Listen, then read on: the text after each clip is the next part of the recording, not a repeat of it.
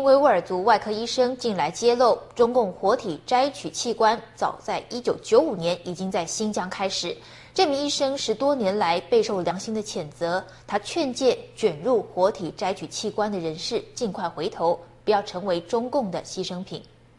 美国保卫民主基金会兼任研究员古特曼12月5号在美国杂志《标准周刊》发表了一篇文章，新疆程序北京的新边疆是活摘政治囚犯器官的起始点。文章中访问了世界维吾尔族大会英国代表安华托蒂。安华托蒂揭露，早在1995年，他在新疆已经被卷入了活体摘取器官的勾当。安华托蒂接受新唐人访问时说，16年前他在中国当外科医生，医院领导让他参与摘取人体器官的作业。当他刀子划下去的时候，才发现不对劲，因为被摘取器官者的身体还会抽搐，血液也还在流动。西山的那是一个地名，那儿呢有一个刑场，然后我们到了那儿，然后他让我们在那个小山坡后面等着，我们就坐在车里等着。然后他们说，你听到枪声了，你就过去。然后过了以后，我们听到枪声了，就赶快把车开着就过去了。然后有一个人就跟我们说，就是这个，然后我们就把他拿到那个救护车里面。然后我们主任说呢，把肝肾立刻给我拿下来。这个呢，当时我的一个感觉就是，这个人还没死呢。他虽说被枪毙了，但是呢，那个子弹打在右胸，他不往左边打，左边是心脏，一打就死了。他打右胸，就让他在手术结束之前先别死，好让我们把这个拿掉。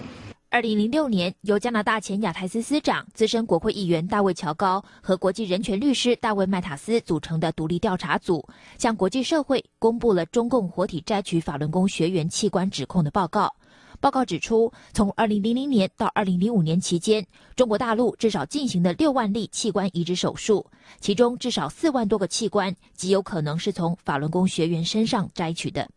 2010年底，大卫·麦塔斯表示，中共活摘法轮功学员器官的罪行不但没有改善，反而变本加厉。古特曼的报告也披露，中国人体器官移植技术近10年来加速发展。安华托蒂透露，当他发现他是从活生生的人身上切下器官后，良心的谴责和罪恶感使他十分痛苦。看到这些关于这个中共的这个器官活体器官这个摘除这个报道以后，我想到了这个问题。我说那个时候他们可能做的就是这个东西，所以呢，我就更加感到有一种这个罪恶感了，因为我亲自参与了，是我主的刀，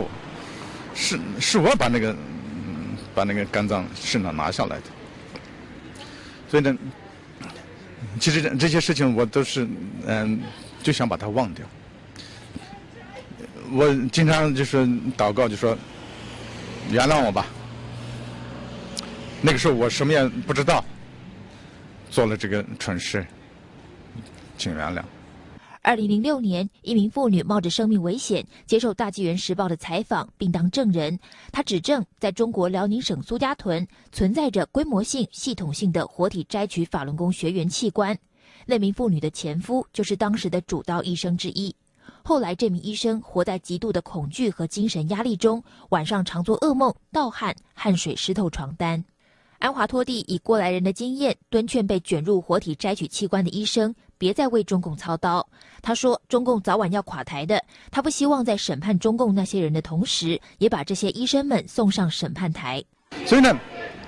我们现在呢到了外面，那么我们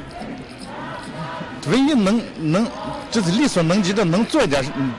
什么呢？就是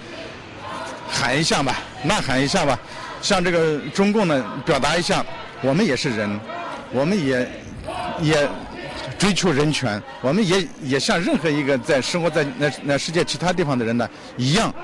享受这个做人的这个权利。安华托蒂进一步奉劝善良的人们退出中共组织。他说，只要多一个人退出中共，就多一份力量把这个党消除掉。新唐人记者吴为、周新义综合报道。